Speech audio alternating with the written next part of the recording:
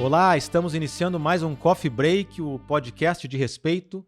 Eu sou Eduardo Cruz e hoje vou conversar com você sobre o futuro da segurança pública em Porto Alegre, aqui em nossa cidade natal. E para conversar conosco hoje está aqui o secretário municipal de Segurança Pública, comandante Aragon. Bem-vindo, é uma honra tê-lo aqui para essa conversa importante. A honra é nossa e acredito que a gente pode, eu sempre digo assim, a gente faz as coisas para se divertir.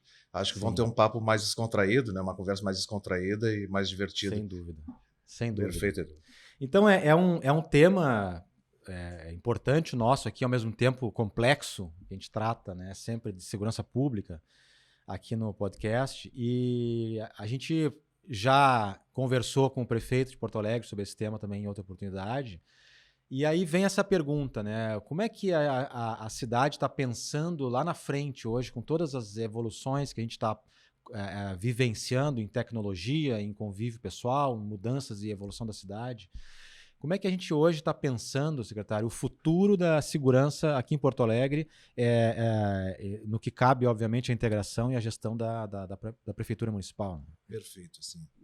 O importante é a gente, eu gostaria de frisar assim, já trabalhei no governo federal, trabalhei no governo estadual e agora no governo municipal, eu nunca tive uma estrutura tão boa em termos de tecnologia. Não existe, nós trouxemos para o Brasil o conceito de comando e controle, o centro de comando e controle, na época, em 2010, nós desenhamos isso para uma Copa do Mundo que aconteceria em 4 anos, e depois talvez a gente pudesse se credenciar para fazer a Olimpíada, que acabou acontecendo em 2016, e depois viemos para o Estado nesse conceito e integrar as cidades, tudo. Mas tudo foi uma construção para o governo federal. Para a gente conseguir fazer um sistema do governo federal levou 4 anos, para o governo estadual levou 2 anos, e aqui o prefeito nos deu uma missão e eu acho que a gente consegue fazer em 3 semanas. E dentro desse futuro da segurança pública, muito tecnologia. E nós conversávamos fora antes, na época que eu trabalhava em Caxias do Sul, eu sou oriundo da Brigada Militar, da Polícia Militar, e tinham 16 pessoas na minha administração de uma companhia e com máquina com computador? Não existia computador. Máquina de escrever. Máquina de escrever, não existia computador, não tinha rádio, não tinha essas coisas, né?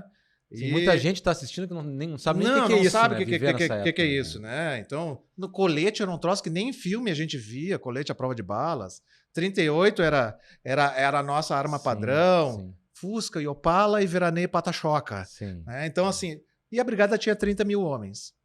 Hoje a brigada tem em torno de 17 mil. Ela nunca mais terá 30 mil homens. Mas hoje aquela companhia que eu tinha, que eram 16 pessoas, hoje tem uma pessoa num computador fazendo esse serviço.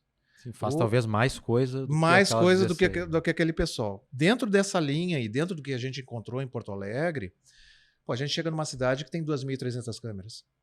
A gente chega numa cidade que em 2 anos, devido ao uso de tecnologia, se reduz 76% o índice de furto e roubo de veículos. E Porto Alegre chegou a ser a 3ª cidade com o maior índice absoluto de furto e roubo de veículos do Brasil. Nós diminuímos em 76% isso. Nem a polícia de Nova York fez isso em 2 anos. Mas devido ao cercamento eletrônico, devido à inteligência. E dentro disso nós temos 2.300 câmeras e um SEIC, que é um centro integrado de comando, que foi desenhado para os grandes eventos, que hoje o prefeito nos mandou trocar o conceito, que vai ser um centro integrado de coordenação de serviços, ou seja, para evitar que vá lá e feche a rua e no outro dia vá lá o DEMAI e rebente a rua de novo. Né? Otimizando até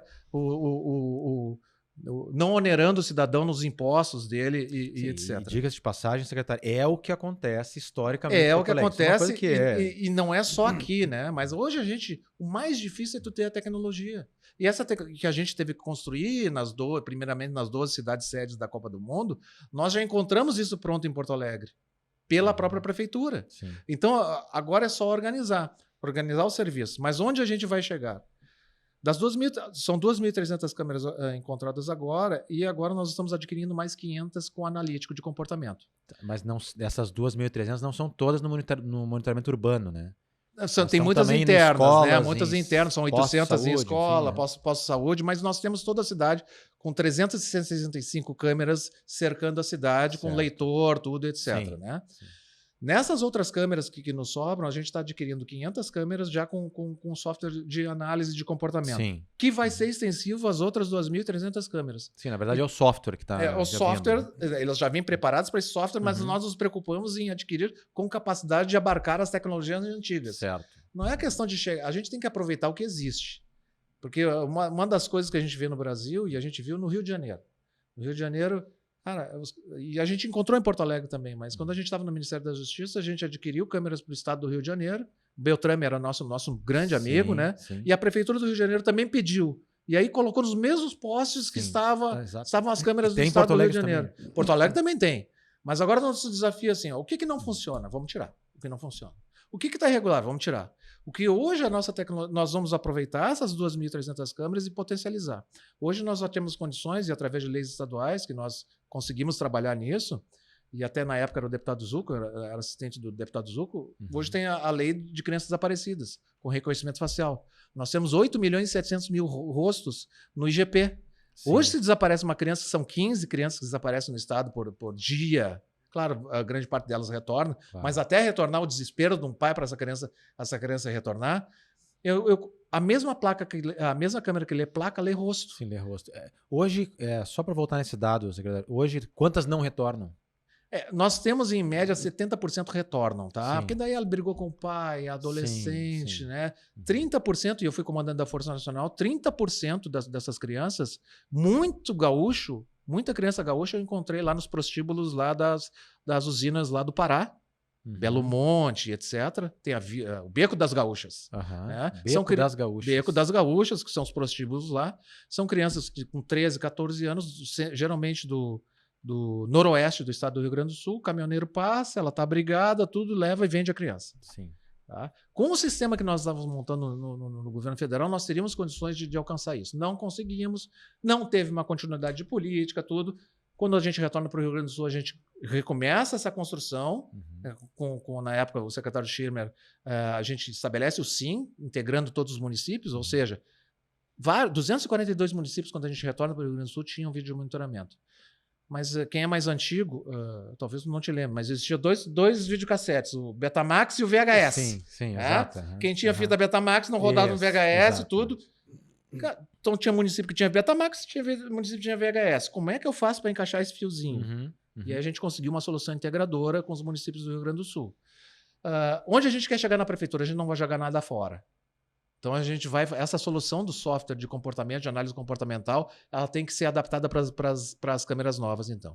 Então Porto Alegre, e eu me arrisco a dizer, é a única cidade do Brasil que tem câmeras ostensivas, são aquelas que a gente colocou com flash, que evitam o crime. Foi desenvolvido em Porto Alegre, isso, em vários locais. Então o indivíduo que quer delinquir, ele já olha, opa, aqui não dá. Então ela deixa de ser uma câmera que é só para investigação. Porque quando cai na investigação, o cidadão já tomou o tapa no rosto, já levaram o carro dele, a intenção é evitar. E a análise comportamental também ajuda nisso. Por quê? Porque ela identifica, de repente, se o indivíduo está parado há muito tempo ali naquele local. Pode ser que ele esteja tendo algum problema, ou pode ser um ponto de tráfego. Se ele se abaixou, ele pode estar passando mal, eu vou deslocar uma ambulância.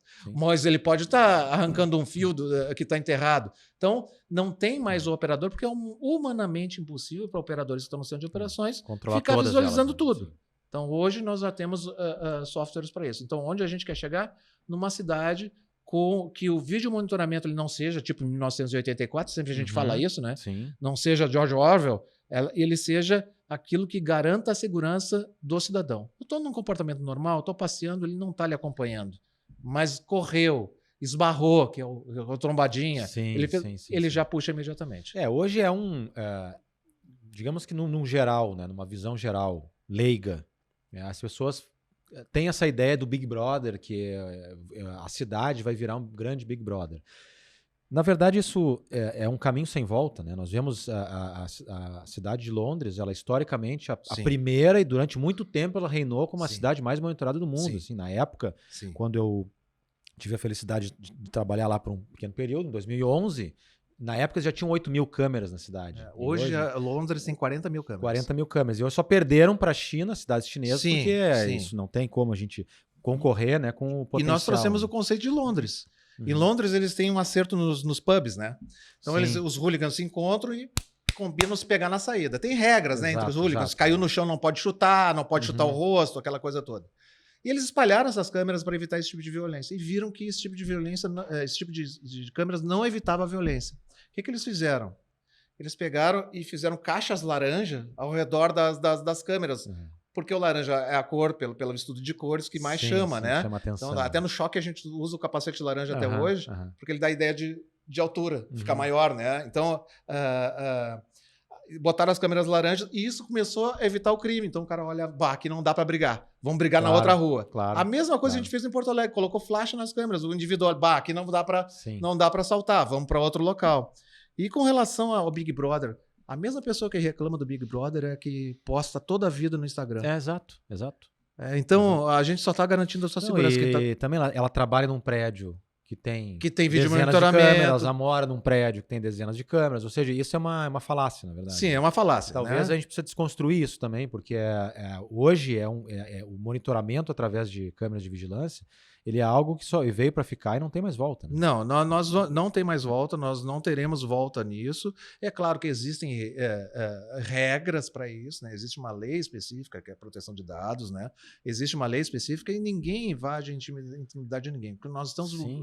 O que é o conceito de policiamento? E até, secretário, desculpe interromper, mas eu acho que um ponto importante de trazer assim, o cidadão tem que entender que a proteção dos dados dele no sistema de monitoramento público da cidade ou do estado, da rodovia, enfim, ele é infinitamente superior ao do condomínio dele, que o porteiro está lá tendo acesso à imagem, o síndico tem, a administradora, o técnico de manutenção do sistema tem acesso às imagens. Então, cada vez mais as pessoas têm que entender que essa ferramenta, e aí eu trago a outra preocupação que eu vejo muito nos debates, que é a entrada do reconhecimento facial. Né?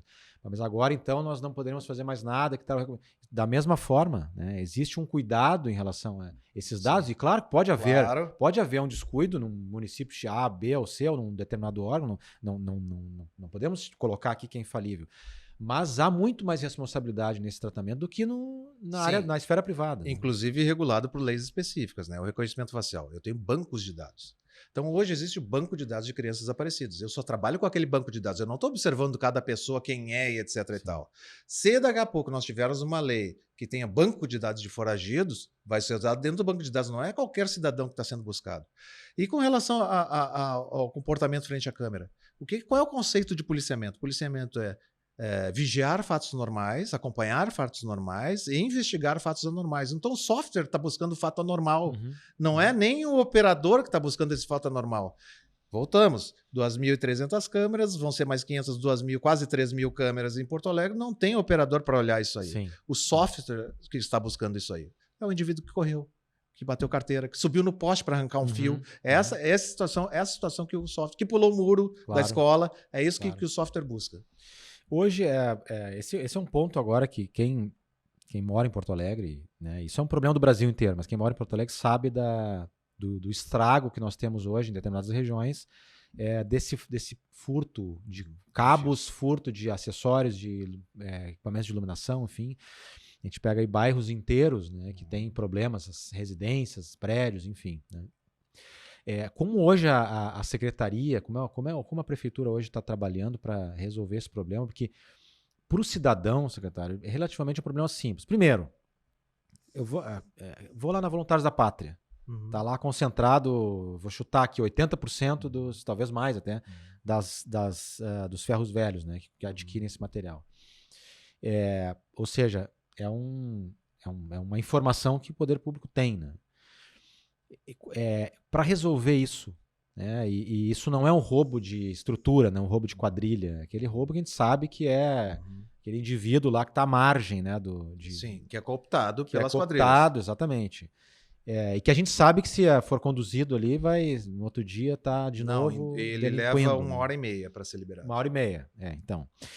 Como a prefeitura hoje está vendo isso, porque isso é um problema que a prefeitura é uma das principais vítimas, né, em relação à iluminação pública, por exemplo. A vítima é o cidadão, né?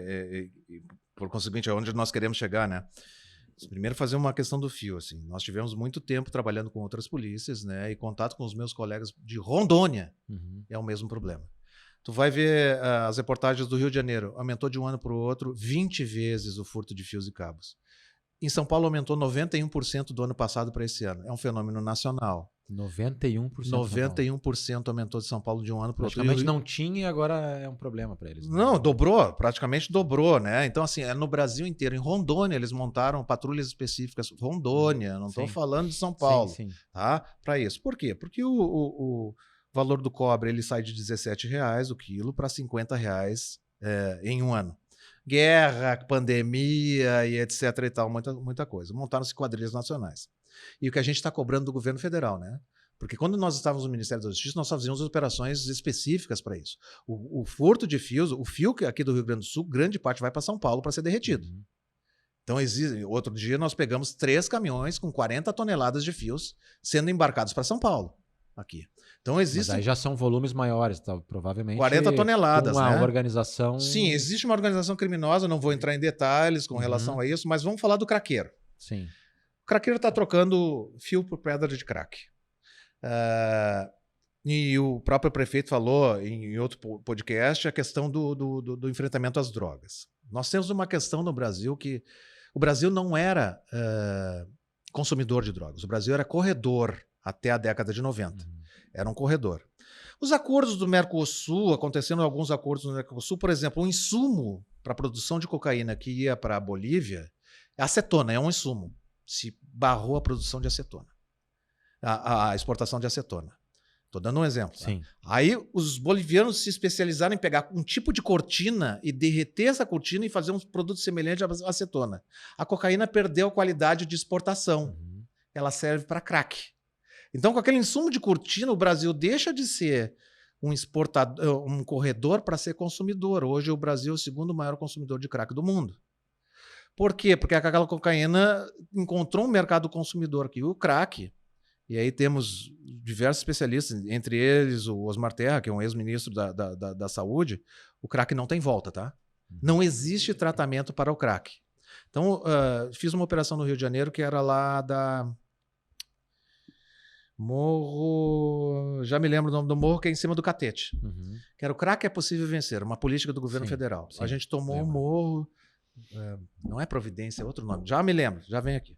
Tá? A gente tomou o morro com a Força Nacional e o que aconteceu? Veio a Prefeitura do Rio de Janeiro junto conosco com assistentes sociais.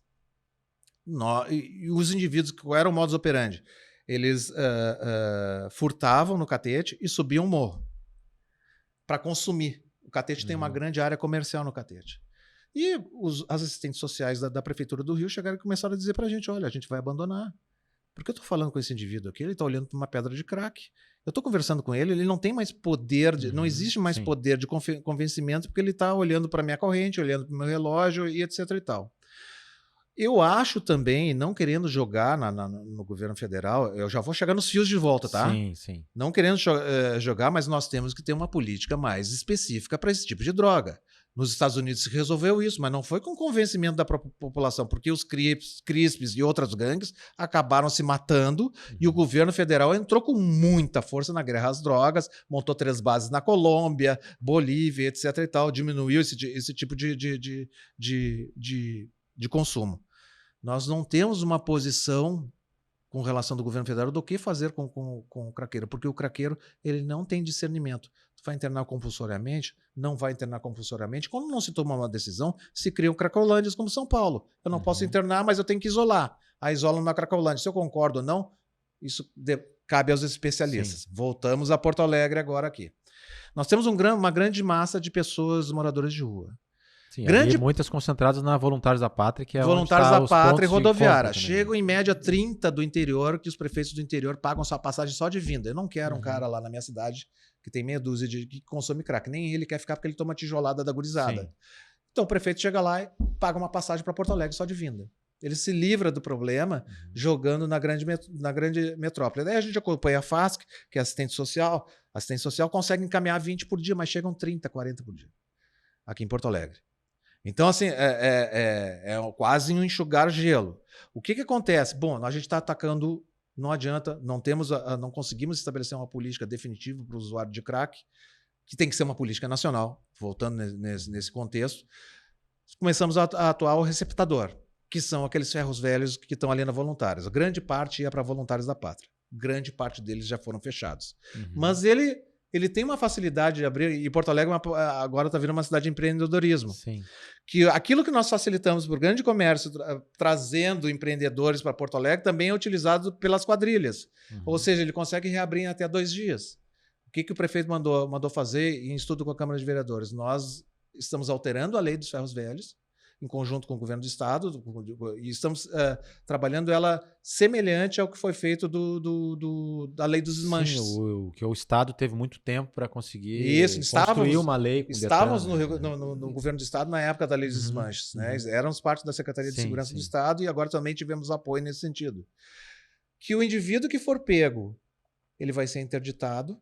Se tiver qualquer material de origem ilícita, ele será fechado definitivamente, não pode reabrir nem com outro CPF. O que está acontecendo hoje? Eles reabrem com outro CPF usando um craqueiro em troca de drogas. Uhum.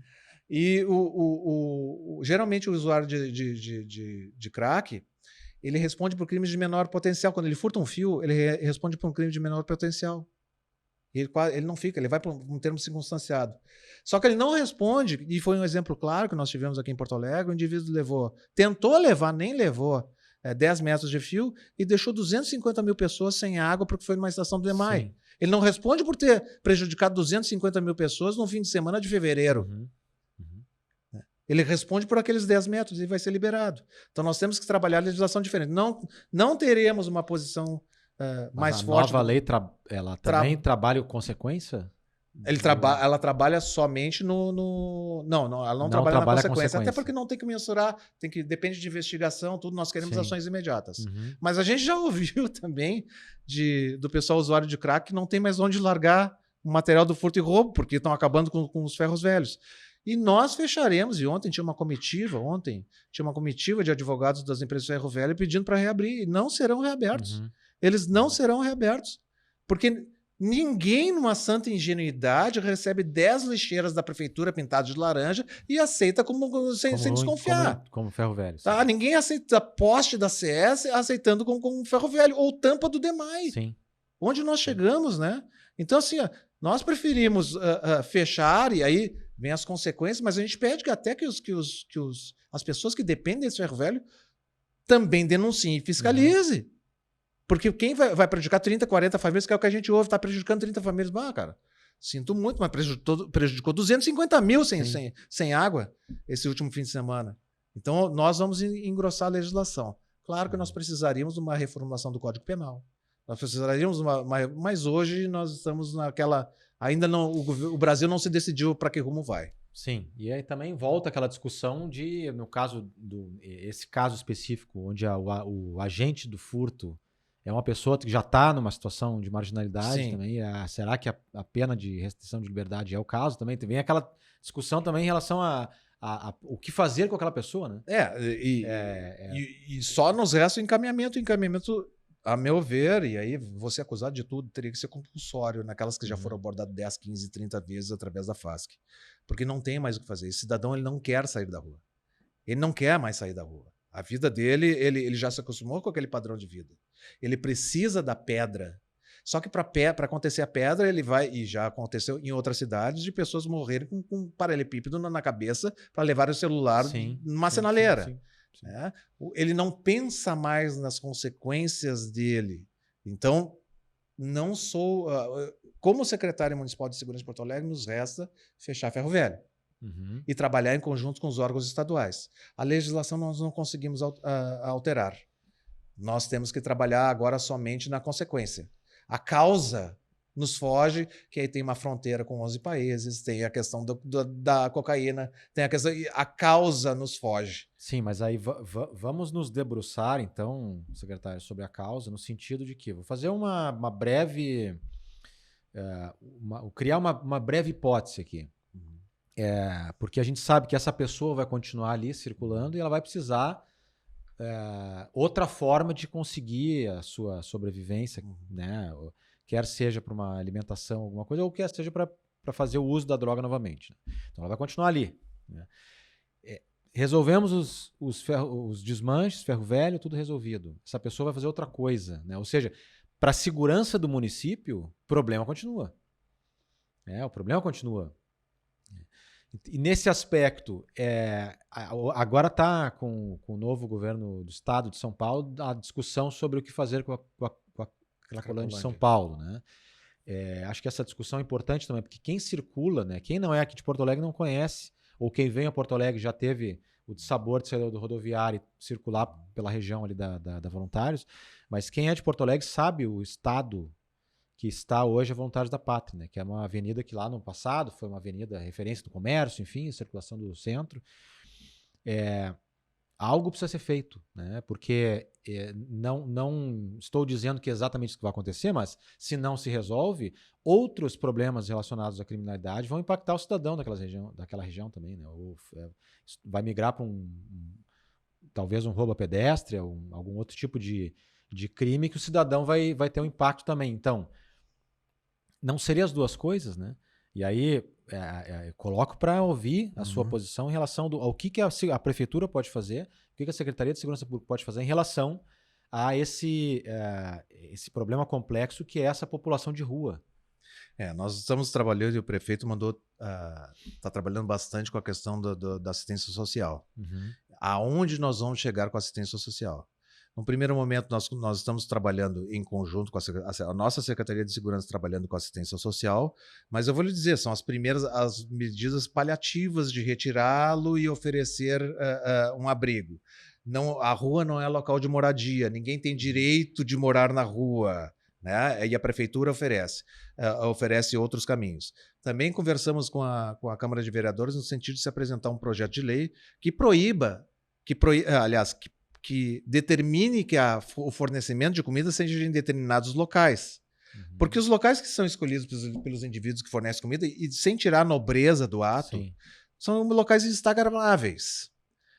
O indivíduo ele não quer, se nós disponibilizarmos um local ou outro para esse fornecimento de comida, e como aconteceu em todo o mundo durante a pandemia, nós estamos, então, preparando esses locais para serem recebidos através de um PL que talvez seja apresentado pela Câmara, que nós consigamos regular esses locais, inclusive com a vigilância sanitária. Hoje nós não sabemos quem fornece comida. E se chegar alguém que odeia morador de rua e botar rio do rato na comida e distribuir? Nós vamos matar 20, 30 moradores de rua? Então, até para a própria proteção desses moradores de rua, nós estamos tentando setorizar nos mesmos locais, no centro e etc. Isso.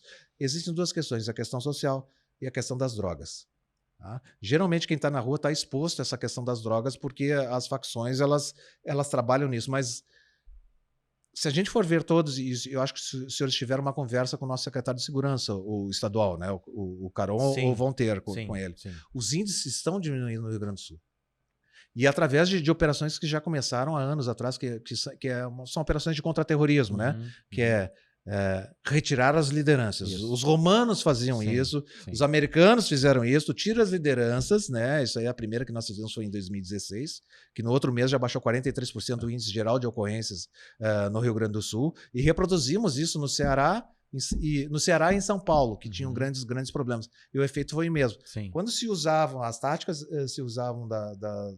das facções do Rio Grande do Sul começaram a cortar a cabeça, apresentar a cabeça, que são as mesmas táticas terroristas, copiando os grupos do Oriente Médio, nós adotamos as mesmas táticas que os romanos e os americanos usavam em função de contra-terrorismo. Então tu vai viajar. Tá? Mas sair de contato. Né? O que é a pior coisa que tem é perder o domínio da própria família, perder o domínio... Não é nem morrer. Porque ele já sabe que a vida é louca e a vida dele é curta. Esse cidadão ele já está ali, a vida dele, ele não tem... O indivíduo que é faccionado, ele já... A perspectiva de vida é subir dentro da facção. E vai morrer em pouco tempo. Desculpe quem está nos ouvindo e está aterrorizado com isso. Nós estamos falando a real. É a realidade a realidade. Do mundo, né? Ele sabe que a perspectiva de vida dele é de 30, 35 anos e acabou. Acabou aquilo ali. Mas a pior coisa para ele não é morrer. É ele perder contato com a família e outro assumir a sua família. Então, se usam as técnicas de contra-terrorismo. Inclusive, Boston é um caso bem clássico que usou as mesmas táticas aqui. Mas o que fazer? Bom, a Secretaria de Estado de Segurança Pública do Rio Grande do Sul tem trabalhado bastante na investigação e tem diminuído os índices. Mas a questão que nós tivemos pós-pandemia e não temos a resposta ainda é a crise social que adveio dessa pandemia. Essa crise social Ela piorou, né? Ela já vinha, já um mas problema histórico, ela a piorou, multiplicação né? foi Sim, muito grande posterior a isso, né? Então, hoje nós temos que atacar somente a causa. Aliás, o efeito. A causa nós não temos ainda. Não estou falando como prefeitura de Porto Alegre, estou falando como segurança pública. Sim. Como segurança pública, a causa nós não estamos. Não, e até é algo que é algo natural, né? Porque se nós formos pensar numa uma política multidisciplinar, a segurança tem que fazer a sua parte e as outras áreas, assistência social e área de planejamento de ações de políticas públicas, né, para a população carente, então faz a sua parte também. Agora, a segurança, e aí é uma questão que sempre vem à tona aqui nas conversas, ela é o colchão que permite todos os outros trabalharem, né? Porque o assistente social não vai entrar naquele território lá que está ocupado, o agente de saúde não vai conseguir entrar naquele território, o professor não vai conseguir entrar. No mundo ideal, a segurança seria a última a ser acionada, né? A última a ser acionada. No mundo idílico, todo mundo caminha para... Mas hoje se usa a segurança para garantir todos os outros serviços. Sim. O que nós estamos trabalhando? Trazer de volta a sensação de segurança. Não adianta eu baixar índice. O que está acontecendo? Eles estão baixando os índices, mas o cidadão se sente inseguro. Porque o cidadão só fica seguro com a presença do Estado, Estado como um todo, próximo a ele. Eu vendo brigadiano, eu vendo guarda municipal, tem que ter alguém fardado. Nós nunca mais teremos 30 mil homens na brigada. Sim, mas eu acho que nem é necessário. Nem é necessário, mas a gente... Hoje tem muita tecnologia e a gestão já E a gente está fazendo né? aparecer essa tecnologia. Sim. Além disso, nós estamos colocando os totens, aqueles de 4 metros. Quem viaja a Camboriú vai saber do que nós estamos fazendo. Sim. Falando, são Canoas já botou também? Isso, totens de 4 metros que ficam dando as mensagens, estão observando tudo com análise comportamental, que é um guarda 24 horas. Exato, que não quebra a perna, não passa mal. Ele não passa mal, não tira férias nem nada, ele está naquele posto ali, ele está observando tudo. Estamos trabalhando com tecnologia, né? E aí, quando falamos na questão do efetivo, né, e aí trazemos para a Guarda Municipal, como o prefeito anunciou aqui no episódio em que participou, que a prefeitura vem fazendo concursos, né, e tem um concurso agora preparado, já em andamento, para recuperar o efetivo, né? Mas a gente tem a questão aquela visão histórica, e aí, né, a ideia é entender o porquê, aquela visão histórica de que a Guarda Municipal ela não tem poder, né, não tem o poder de polícia. Aí tem toda a questão de legislação, as mudanças recentes de 2014, que não é tão recente assim, já vamos aí para uma década quase, mas a população não entende o guarda municipal como aquele agente público da autoridade que garante a segurança, né? É uma visão pejorativa, que também acaba sendo, nós vemos também nos agentes de trânsito isso. Como mudar isso? Como recuperar, né? E aí vem também a questão do preparo dos profissionais. Aqui em Porto Alegre a gente tem especificamente uma questão relacionada à idade dos agentes da Guarda Municipal.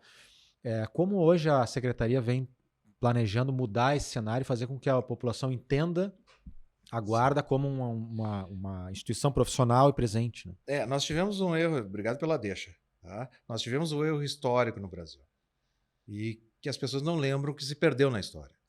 As polícias das cidades eram as guardas municipais. A guarda mais antiga do Brasil é a Guarda Municipal de Porto Alegre, criada em 1892. Parece que é uma cidade pipoqueira de não sei o que. Não, a mais antiga que manteve atividade no Brasil, das 1.242 corporações de Guarda Municipal que existem no Brasil, é a Guarda Municipal de Porto Alegre. Porto Alegre. É a de Porto Alegre. Com certeza muita gente não sabe. Não, muita gente não sabe, né?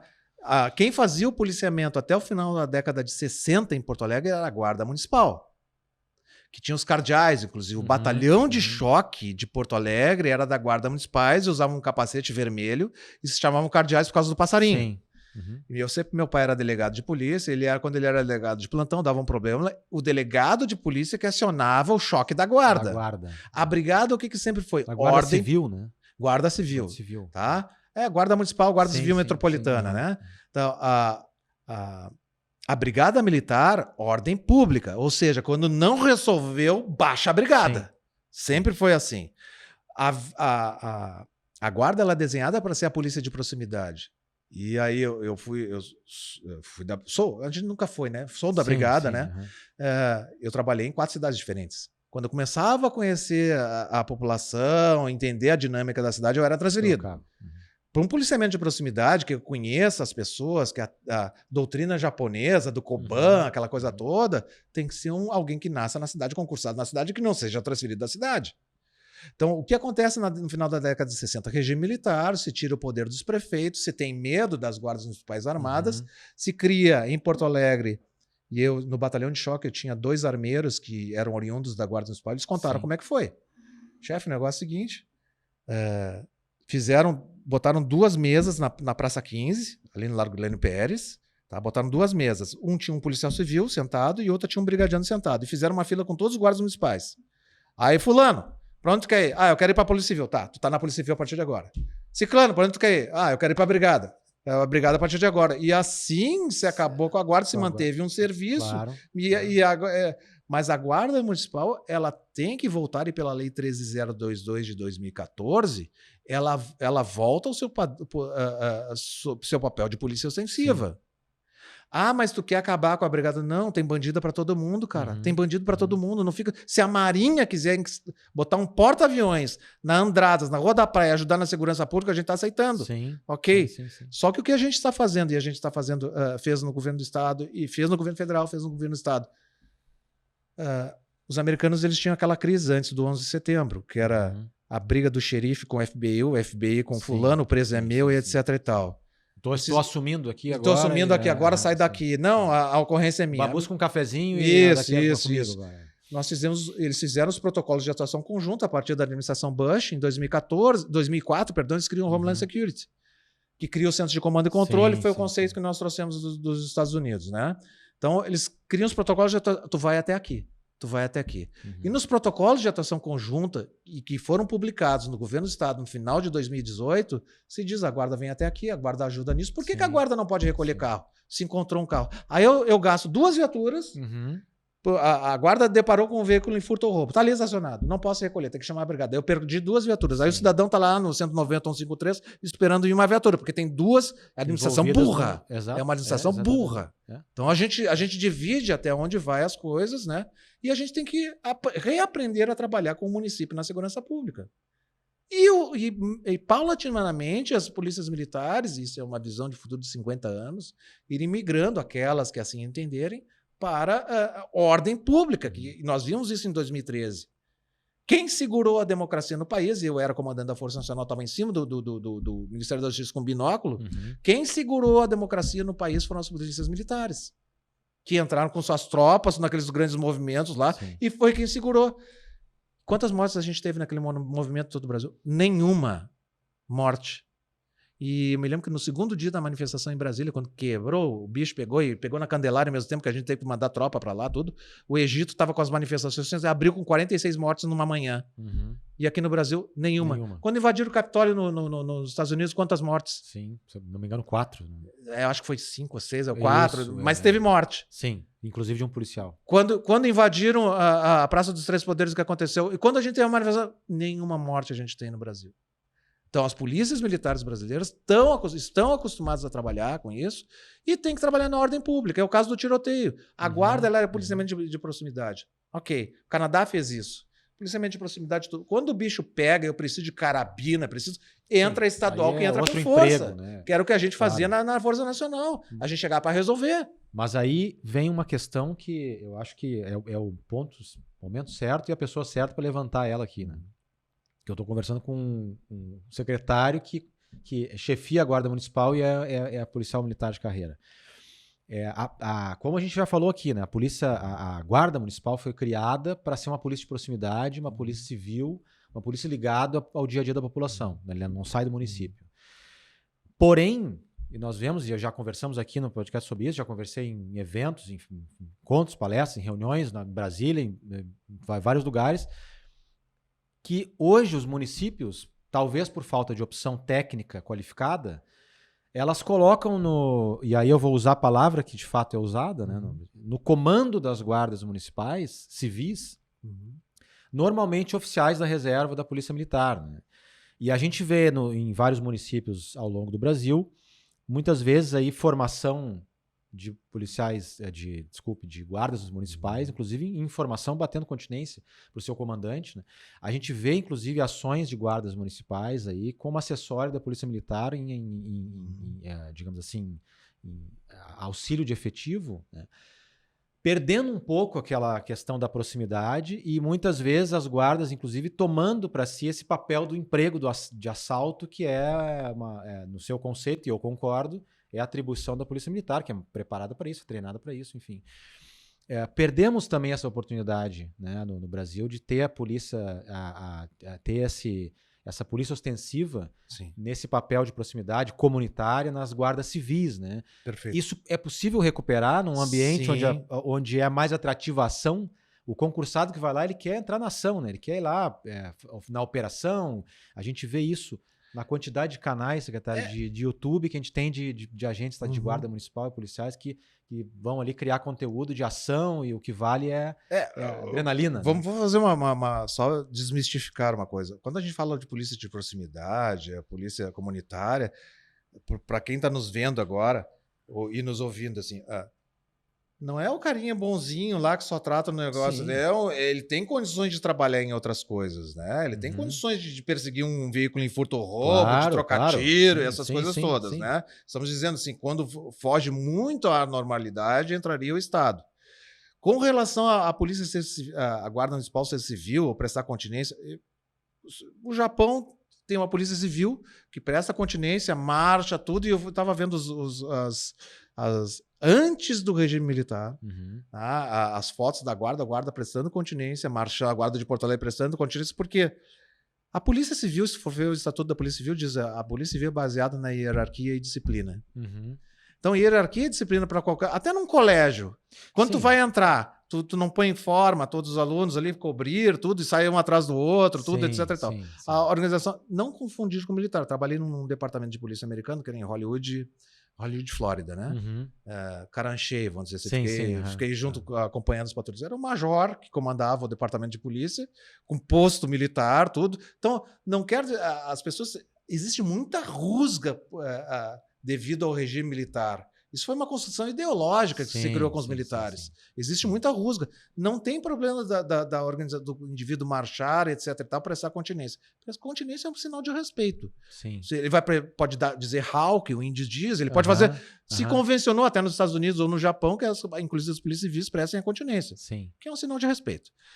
Não vou entrar nessa seara, né? Eu acho que a polícia, existe a polícia de ordem pública, que é a brigada militar ou as polícias militares, e que, por ser ordem pública, exigir ações extremamente especializadas, com coordenação de tropa, invasão, tomada de terreno, essas coisas, tem que ser militares. Tu vai agir contra organizações, como a gente estava falando agora há pouco fora. Nós trabalhamos com... A minha tropa era de policiais militares na Força Nacional, de todos os estados. E enfrentamos terroristas, guerrilheiros bolivianos, com táticas de guerrilhas. Eram 500 guerrilheiros abrindo fogo contra a minha tropa. Tu tem que saber aferrar ao solo, tem que jogar granada, Então, assim, tu é ordem pública, tu é o último recurso da sociedade. Agora, o militar... As pessoas confundem o militar com o antipático. Tu ser militar, tu é antipático. Não. Pode ser um desenho militar, Quando a gente fala desenho militar, não é o desenho do cara marchando, prestando continência com tira militar, tudo, porque eu acho que a 13022 tem uma questão ideológica também. A 13022 nasce no nosso... Eu era diretor de políticas, programas e projetos do Ministério da Justiça antes de assumir o comando da Força Nacional. Certo. E a 13022 começa no meu gabinete. Isso que ano era? 2008. 2008, 2009. E a 13022... 2009, 2010. E a 13022 nasce nesse ano e é publicada em 2014. E sofre um viés ideológico, a 13022, dizendo assim, não pode formar dentro de de escolas militares, de escolas destinadas à formação de militares. Então eu estou dizendo para o cara de Alegrete que ele tem que montar uma linha de tiro porque ele não pode usar a linha do exército. Eu estou dizendo para o cara de Erebango que ele não pode usar a torre dos bombeiros porque é militar, para fazer um treinamento de rapel. É Sim, completamente ideológico. Voltamos à administração burra, né? A administração burra. Então, uma questão ideológica, cara, não tem problema do militar trabalhar com o civil, não tem problema da constituição da organização ser semelhante, mas sem os regramentos militares. As pessoas confundem militar com guerra. Militar não é guerra. Mas talvez e aí a gente fazendo um exercício de empatia, né? Para entender como é que vem esse olhar.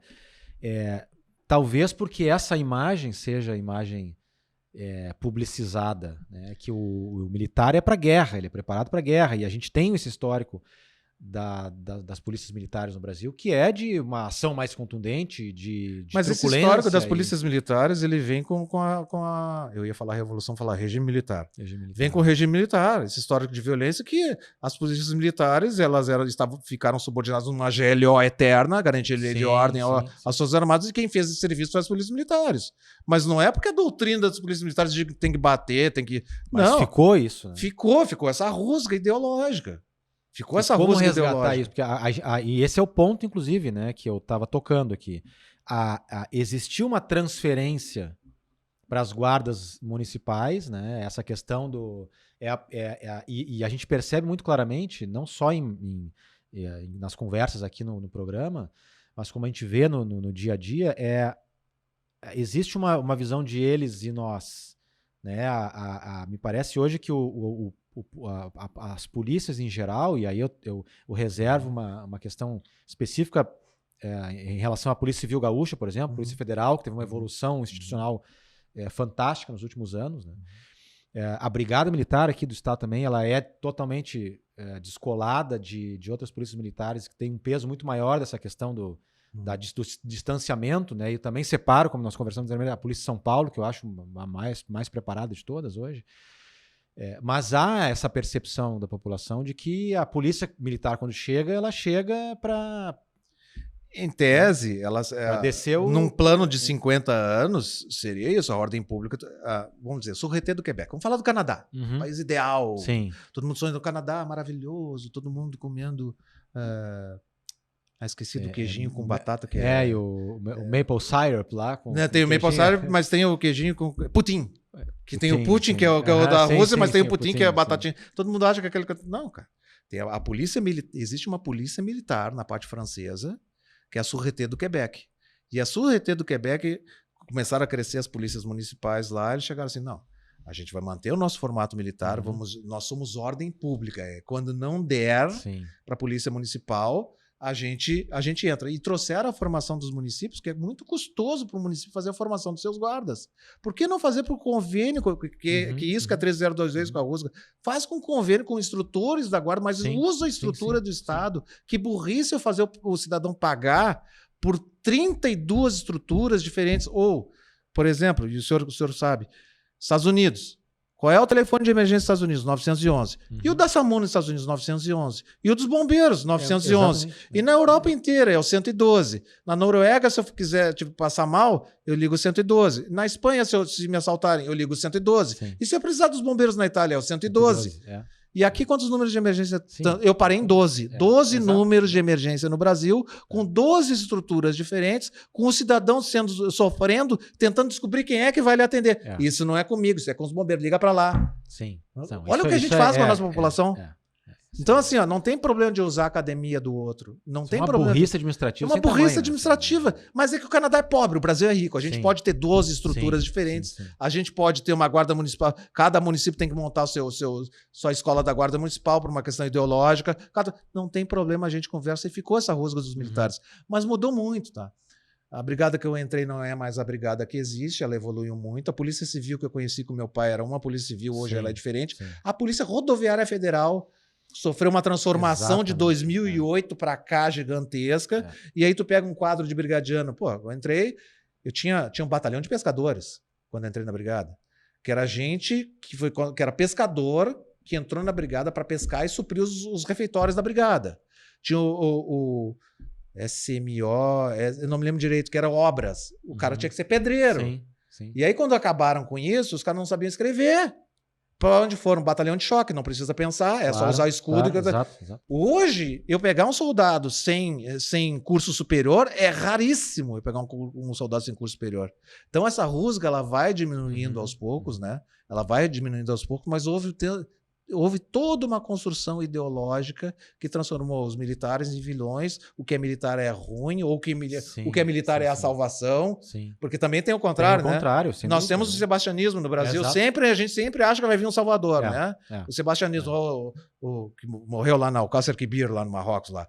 E os portugueses ficavam tudo olhando para o mar. O rei vai voltar um dia e tudo vai melhorar. Não tem salvador. Sim. O salvador é tu. O salvador é tu que vai cortar a tua grama, que vai cortar a beirinha da tua casa, que vai construir teus negócios, vai cuidar da tua corporação, vai limpar o banheiro da tua escola, tu sujou, tu limpou, o salvador é tu, a gente fica esperando um salvador, né? Sim. Isso é algo que vai ser muito difícil de nós desconstruirmos, né? Porque a tão falada polarização no Brasil hoje, ela está enraizada nesse viés. Isso eu não encontrei quando eu voltei para o Rio Grande do Sul, né? Aliás, quando eu estava em Brasília, não era tão forte essa polarização. Não era tão forte. Isso veio, eu acho que pós-eleição 2014 começou a acirrar isso. Começou a acirrar. E quando a gente chega no Rio Grande do Sul, mas o Rio Grande do Sul sempre foi assim, a grenalização que a gente chama, né? Grenalização. Ou tu é partido X, foi mais light, né? Aqui sempre foi, mas aqui é muito difícil fazer as coisas. Eu me lembro que trabalhava com o secretário Schirmer e eu era responsável pela retirar as pichações do centro. Uhum. Tá? E dentro da teoria das janelas quebradas, aquela coisa toda que levou até os comerciantes hoje, eles começaram a pintar as coisas, tudo. E fomos fazer uma intervenção no viaduto da Borges. Eu fui lá e contei. Pauzinho, né? Um pauzinho, dois pauzinhos. 747 pichações diferentes. Cada pichação não era traço, era ideia. Era por ideia. Fora Aragon. Era uma pichação, tá? Fora Aragon, tá? Era uma pichação. 747. A gente começou a tirar as pichações. Eu tomei 5 processos. Porque aquilo ali era arte rupestre, porque o grupo tal não podia tirar a pichação dele, porque... Cara, ou tu quer, se tu faz, tá errado, se tu não faz, tá errado também. Mas tu tem que te definir. Sim. Quem não sabe para onde vai não chega a lugar nenhum. Mas processo por remover pichação. Por remover pichação. Porque era equivalente à arte rupestre. Um dia os homens da caverna fizeram isso, então ali estava a marca do fulano. Isso a gente. Quem não está no dia a dia. Quem não está no dia a dia não entende essas coisas. Não entende. Que desmotiva, até quem quer fazer alguma coisa. E eu dizia assim. Lá no estado do norte não tem estradas, né? Uhum. Aí entrevistando o pessoal lá do norte, né? Quando a gente recebia o pessoal, eles diziam assim: coronel, eu era chefe de gabinete da Senasp. Aí eu recebia o pessoal que vinha de fora, tudo, e aí tinha um soldado que eram 2 soldados numa cidade do interior do Amapá. Lá não tem estrada, lá é só rio, né? E aí ele dizendo pra gente: é sempre o mesmo cara que dá problema aqui. Aí, quando a gente prende o cara, que toda a população quer que a gente tome alguma providência. Aí, quando a gente prende o cara, a gente pega uma canoa e leva ele 6 horas até onde tem uma delegacia. Chega lá, às vezes o inspetor não tá porque ele tá atendendo na outra cidade. Daí vira de um dia pro outro, lá na cidade. Aí, menor potencial, só é uma bebedeira, deu uns tapas, pum, libera. Onde é que o cara volta? Volta na mesma canoa da gente, porque não tem transporte público. Aí, mais 6 horas. Aí quando ele chegava lá na cidade de volta, os cidadãos diziam: se acertaram. Vagabundo, olha aí, ó, os policiais não fizeram nada. Tudo. Aí chega, coronel, na boa. Assim, chegou na 4ª, 5ª, 6ª vez, a gente dava um pau na frente de todo mundo nele, assim que pelo menos a população via que a gente não estava do lado. Sim. É o correto? Não é, mas é a frustração. Sim. Onde eu estou dizendo, não estou justificando isso. A frustração começa a dar permissões, né? A frustração dá permissões. Então, assim, ou tu faz ou tu não faz, velho. Então, assim, eu não estou justificando a questão dos policiais, estou dizendo a frustração. Poxa, tu vai lá e tira a pichação. Aí te processam por tirar a pichação. Sim. Aí tu deixa pichar. Aí faz uma matéria sobre a pichação que o centro está abandonado. O que tu quer? O que tu quer enquanto sociedade? Aí vem uma questão da gestão pública, ela decidir baseado em evidências, né? Em estatística. E é uma prática que também não é comum hoje, as decisões serem baseadas em dados. É uma coisa nova, inclusive. Até no seu exemplo mesmo, dos softwares que estão sendo adquiridos, né? Que vão gerar dados de as zonas mais quentes, áreas de maior circulação, enfim. Né? Mas hoje essa questão do uso de dados nas decisões, e isso hoje está num olhar da Secretaria Municipal de Segurança de Porto Alegre, de começar a trabalhar baseado em dados do comércio, da circulação, do transporte público, de criminalidade, enfim. Como é que é esse olhar em relação a essa tomada de decisão? A tomada de, vamos dizer, isso funciona muito para o policiamento ostensivo da brigada e funciona muito para a investigação da Polícia Civil. E tem as manchas criminais e eu não vi no Brasil um sistema que existe idêntico, semelhante ao que existe no Rio Grande do Sul.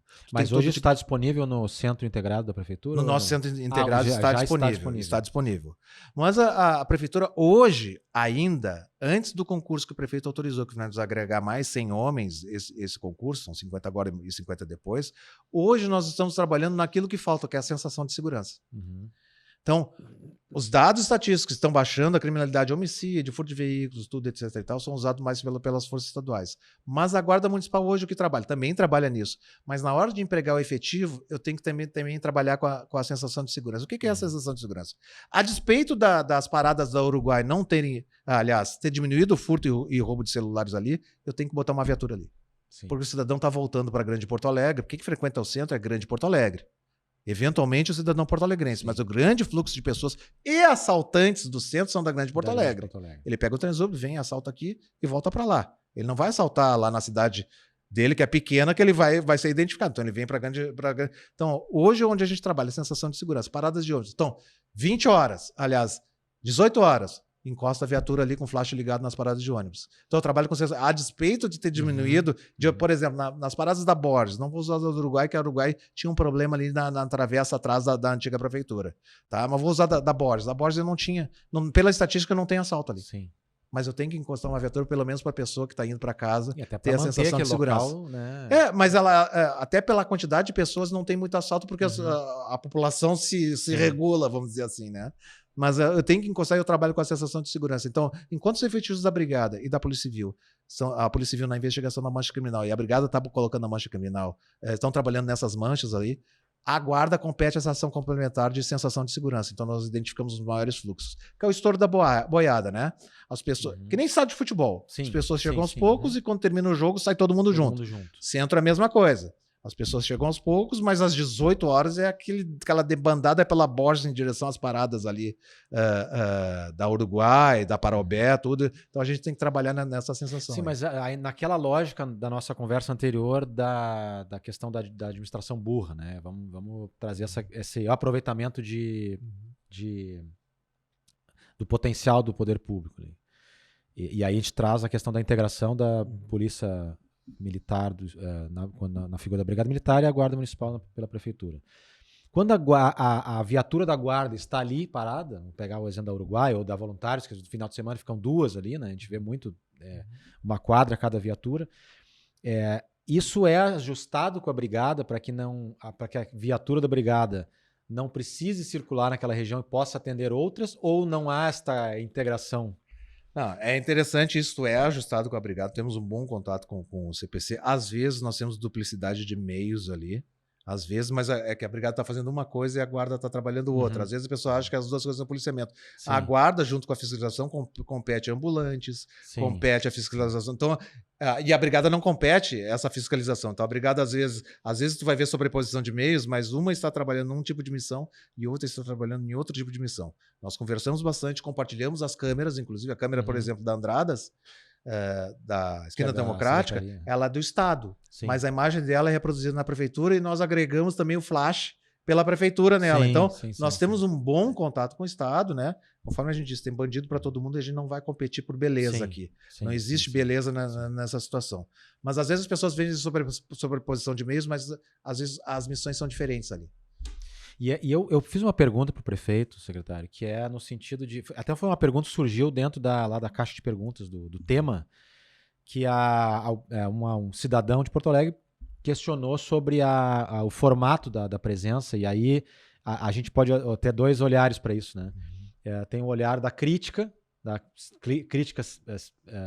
pela simples crítica, né? Tá, mas a Guarda está ali, não tá, reclamam. Quando tá, reclamam também. Mas pelo olhar também da questão do modelo e da qualidade dessa presença, né? A pergunta era no sentido de que por que a Guarda Municipal utiliza um veículo automotor para circular em áreas de circulação de pessoas? O caso específico era o a orla do Guaíba, que o pai dizia que interrompia o jogo com as crianças para a viatura da Guarda Municipal passar. Então a Guarda Municipal passa de carro, anda de carro pela orla onde as pessoas estão circulando e jogando com suas crianças, ou seja, famílias com criança e a guarda de carro. E eu até complementei que eu sou bastante frequentador do Parque Moinhos de Vento, ele também já vi também dentro do Parcão tanto a brigada quanto a Guarda Municipal circular dentro do Parcão de carro, onde tem famílias, crianças, cachorro, enfim. O quanto isso tem um olhar da gestão de colocar o meio certo para o ambiente adequado. É que nós trabalhamos dentro do princípio da universalidade. Certo. Tá? O que é o princípio da universalidade? Isso era o princípio dentro da brigada que a gente aprendeu. Tu tem que aprender a dar trânsito, fazer ação de choque e resgatar refém. Uma hora tu vai estar dando trânsito, atravessando as criancinhas na faixa de segurança, outra hora tu vai estar no choque, outra hora tu vai estar resgatando refém. Tu tem que ser universalista e claro que depois se especializa. Essa viatura da guarda que porventura atravessou ali ou a da brigada é a mesma viatura que vai deslocar depois para o centro, num chamado, e vai chegar lá que estão depredando, saiu a torcida do X e estão depredando. Hoje, nós trabalhamos nesse princípio da universalidade. É claro que com a formação dos novos guardas já foi adquirido moto, foi adquirido bicicletas, tudo, mas nós temos que fazer o uso racional dos meios. E o uso racional dos meios faz com que eu não possa colocar um homem só para cuidar daquele trechinho ali. Ele tem que ter condições de deslocar. A gente estava com a crise nas escolas, né? Sim. Não estou falando do fim de semana da orla, mas aquela viatura que está na orla durante a semana. Daqui a pouco tinham chamado na escola porque tinha alguém com machadinho. De bicicleta ele não vai chegar na escola. Sim. Então, assim, eu não posso me dar o luxo de não deslocar essa viatura porque cidadão, pois o pessoal está de bicicleta. Sim, mas aí não é uma questão de gestão também? Eu Perfeito. complemento a provocação. Se eu tenho um centro integrado que eu identifico qual viatura está no meio mais adequado, eu estou criando uma situação hipotética para a gente debater. E eu vejo que o guarda municipal que está na hora está de bicicleta. Então não é ele que vai ser acionado pelo centro integrado de comando e controle. Vai ser a viatura que está em algum lugar. É que às vezes tu não tem essa outra viatura, ele tem que ter condições. Quando nós tivermos condições de botar pessoal de bicicleta, tivermos condições de botar pessoal de moto, que para mim, por mim, eu extinguia as viaturas no policiamento e usava só moto. Na minha cabeça, desde a época da Senasp, viatura para condução de preso. Sim. Quem prende é moto, porque quando a tua pizza atrasa, tu não fica brabo? Claro. Por que eles estão usando moto? Para chegar mais rápido. Para chegar mais rápido. E quando estiverem te assaltando, tu quer que a viatura saia às 6 horas da tarde daqui e consiga chegar lá? Ela não vai passar. Sim. Então quem prende é moto e quem conduz é viatura. Ainda encontramos uma cultura de viaturização, seria interessante. É um bom termo. Aqui na prefeitura, mas nós estamos trocando que nós, por exemplo, os parques, adquirimos quadriciclos. Sim. As pessoas vão começar a ver os quadriciclos sendo usados. Já estão comprados, tudo, etc. e tal. Tá? Adquirimos motos. Tá? Vamos botar... Mas entenda-se que o nosso efetivo da guarda não é efetivo novo. Ficou 20 anos sem ter concurso. Eu não posso botar o cara em cima de uma moto agora. Não posso botar o cara em cima dar um curso de moto. Foram adquiridas as motos. Isso vai trocar. Sim. Então, na minha concepção, desde a época, por isso nós começamos a Doutrina Nacional de Policiamento com Motocicletas, que é de 2010 essa doutrina, ela diz assim, policiamento urbano tem que ser feito de moto. Claro, na Holanda é feito com moto e é frio. Sim. Né? Então, na época, a gente comprou um monte de moto, entregou no Rio Grande do Sul, na Bahia, em todos os estados. Atendimento de ocorrência com moto. Bombeiro hoje já usa a moto para fazer o primeiro atendimento, que é o que chega. O caminhão não vai chegar. O primeiro atendimento tem que ser de moto. Então, isso que o caminhão de bombeiro ele tem muito mais, vamos chamar assim, muito mais dispositivo. Ele vem patrolando, né? Vem patrolando. Mas hoje tu tem uma viatura tentando passar, com uma sirene que não é a sirene do nosso tempo, que nervava, que é uma sirene que não é nada, é a mesma coisa. O cidadão tá dentro do carro, ouvindo o teu podcast, ouvindo o teu podcast, prestando atenção. Não, é moto. Se eu fico brabo com a pizza que leva a chegar, imagina um atendimento numa ocorrência, né? Os próprios órgãos aí de assistência médica, empresa privada, usam moto. Estão usando moto que é o primeiro atendimento. Então, nós estamos evoluindo, mas existia uma cultura do carro na nossa polícia. Se as polícias europeias, que as vias são estreitas na Europa, e via de regra são estreitas, eles usam para o primeiro atendimento moto, nós também estamos evoluindo para isso. Mas hoje nós não temos essa condição. Hoje nós não temos essa condição porque o último curso faz quase 20 anos. E não existia essa doutrina. Mas tudo já foi adquirido pela... É uma eternidade. É uma carreira inteira praticamente. A gente tem hoje teses que nós, neste século, evoluímos muito mais que o século anterior Sim, inteiro. e Né? os nossos filhos vão ver muito mais Vão ver isso, muito né? mais. Então, assim, realmente 20 anos é uma eternidade, né? Quando a gente fala, inclusive, de recursos hoje que a segurança dispõe. Mas, complementando, né? Quem sabe os guardas podem deixar o veículo num ponto mais e circular a pé por essa região da Orla, por exemplo? É que eu não consigo, eu não consigo identificar qual é a situação, sabe? Aham. Dizer assim, é que nem recorte, né? Eu não sei o que Sim, aconteceu sim. na hora, né? Sim, Então sim. tudo tem um porquê. Mas até a gente conversava fora. Me lembro quando a brigada tentou trocar o uniforme. E aí, não, tem que ser que nem a polícia de Nova York, sapatinho. Cara, Nova York é Nova York, Porto Alegre é Porto Alegre, São Paulo é São Paulo e Estocolmo é Sim. Estocolmo. Nova York não tem rua de chão, né? É. Batido. E aí, tu começa uma ocorrência aqui no centro e vai terminar num alagadiço. E aí eu me lembro que a primeira semana, acho que era uma guarnição do 11, iniciou uma perseguição lá na Zona Norte, foi parar num banhado, foi perdendo sapato, perdendo tudo. A guarnição retornou pro quartel e disse, nós não vamos mais usar isso aqui, vamos usar coturno. Então a gente tem que aprender a usar também conforme... o ideal é ser uma polícia sueca, minha população não é sueca, Claro. minhas ruas não são suecas, né? O clima não é sueco e a cultura não é sueca. Sim. Eu vou trabalhar dentro do padrão brasileiro. E conforme tu dissesse, fizesse comparativo, a brigada tem as polícias dos outros estados. Realmente, eu não posso colocar um brigadiano a trabalhar no Rio de Janeiro, nem um carioca a trabalhar no Rio Grande do Sul. Sim. Porque o policial é reflexo da sociedade. O policial da brigada é reflexo da população gaúcha. O policial de Santa Catarina é reflexo de Santa Catarina. Exatamente. E lá em Alagoas, ele tem a cultura lagoana, a despeito da doutrina ser a mesma, tudo, etc e tal. Porque a gente tinha que conversar uma coisa depois e levar a sério a questão do Pacto Federativo. Nosso Pacto Federativo foi criado, o Brasil deixa de ser Estados Unidos, passa a ser República Federativa. Tudo uma questão semântica, tem muito a ver essa questão semântica. Né? Então, se eu quero andar armado no Rio Grande do Sul, e 86% da população do Rio Grande do Sul optou por andar armado, que aqui se ande armado. E se Alagoas não quer andar armado, porque foi só 40%, que não ande armado. Seja que nem nos Estados Unidos, com legislações diferentes. E aí um debate que eu gosto muito, que eu sou um municipalista, né? E acho que tudo acontece no município. Sim. É um debate também que a gente precisa, de alguma forma, retomar no Brasil, que é começar a dar mais capacidade e autonomia para os municípios, né? Inclusive nas polícias. Inclusive para as polícias municipais. E aí a guarda municipal viria para o centro da solução. O centro da solução, e os meus colegas brigadianos, policiais civis que entendam assim, existe espaço para todo mundo desde que tu regre esse espaço. Tem espaço para a guarda municipal, tem espaço para a brigada e a própria sobrevivência. A polícia do Quebec, a militar do Quebec, se manteve militar também com sua previdência específica militar, porque ela diminuiu o efetivo e se especializou. Só quem faz isso aqui sou eu. Tá? E aí eles conseguiram manter a previdência, tudo, etc e tal. Quando tu quiser fazer tudo, tu não faz nada bem certo. A brigada faz um excelente serviço. Tá? Mas vamos dividir esse pão. Vamos dividir esse pão, deixar de onerar tanto o Estado, enquanto a corporação brigada vê, a brigada ou polícia militar ou polícia civil vê que as outras corporações crescendo também a fortalecem e ela pode escolher o seu nicho de atuação, que é o que o FBI fez. Sim, o FBI fez, eu só vou trabalhar com isso aqui, beleza. O FBI, mas ele escolheu o que ele queria fazer. Claro. E faz bem feito. Né? E faz bem feito o que queria fazer. E economiza recursos. E tem também. poder de negociação. Exato. Economiza recursos dentro daquela ideia de uma gestão inteligente. Né? Então, isso realmente é primordial. Isso é uma conversa, é um debate muito longo que vai. Né? Eu gostaria de ver no Brasil as guardas municipais potencializadas, próximas da sua população, dos seus municípios, né? Dos munícipes, né? Para poder oferecer esse trabalho realmente que nós conversamos, sabendo o dia a dia do comerciante, conhecendo as pessoas pelo nome.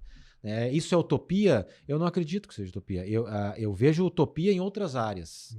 Eu acredito que resolver o problema em geral, isso para mim é uma utopia. Agora, a gente conseguir no município dar mais capacidade para as guardas municipais entrarem com responsabilidade nessa questão de policiamento ostensivo e resolução desse tecido urbano, para que ele possa ser entregue novamente para as pessoas e possa permitir que as pessoas façam o seu trabalho, seu deslocamento para o trabalho, o seu lazer, ocupem os espaços públicos. Isso é uma coisa que a gente ouve falar muito, né? Ocupar os espaços públicos. Mas que eu pergunto para minha mãe, para meus amigos, tu vai lá no Parque X lá de noite para andar com o teu cachorro? Não vai. As pessoas não vão. Por quê? Porque elas têm medo de ir. Estão preocupadas, então, que isso seja resgatado para que a gente possa novamente ocupar esses espaços, né?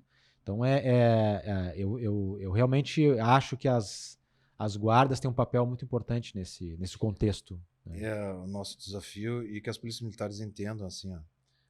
Trabalhando na Força Nacional, fiz 14 GLO, 14 operações de garantia de lei e de ordem em 14 estados diferentes. Não estou enganado, nós já tínhamos conversado, mas é o gestor que mais tempo permaneceu frente à guarda. Permaneci frente à Força Nacional. 12 anos, né? Na realidade, no Ministério da Justiça, eu fui chefe de gabinete, diretor de projetos, secretário nacional, depois responsável pelos grandes eventos, né? Assumimos os grandes eventos, preparação. E aí, nos últimos 5 anos, eu fui comandante da Força Nacional. Sim. Mas assim, que as polícias militares entendam assim, que as 14 GLO que a gente trabalhou, a gente chegava com os mesmos PMs dos outros estados e todo mundo achava que a gente era Salvador. Nossa, agora chegou a Força Nacional, mas era um PM também. Só que o que acontece com a PM?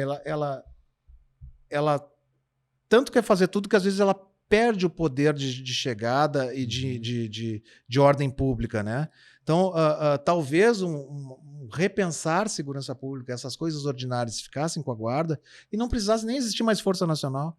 Porque as polícias militares foram desenhadas para ser essa ação de força. Claro. Mas quando tu faz tudo, tu não consegue atingir tudo. Sim. Então, mas isso é uma discussão que quem não entendeu direito, quem não entendeu direito o que a gente está falando vai ficar brabo. Sim. Né? Quem não conseguiu ter essa visão, mas isso rende outra conversa. Né, com certeza. Esperamos que muitas aí. Né? Então a gente só pode agradecer, secretário Aragão, pela sua presença aqui no podcast, conversando conosco sobre esse tema importante. Né? Espero que seja o primeiro de muitos encontros, né, para a gente conversar. E, né, só podemos agradecer a sua disponibilidade de tempo de estar aqui conversando. A satisfação nossa é uma diversão. Conforme eu disse desde o início, é para se divertir aqui. Exatamente. Tá? Muito obrigado pela oportunidade. Nós que agradecemos. Então, o pessoal que está em casa também, obrigado pela audiência aí, por estar nos acompanhando até agora. Né? Façam seus comentários, coloquem suas dúvidas aí nos comentários, curtam.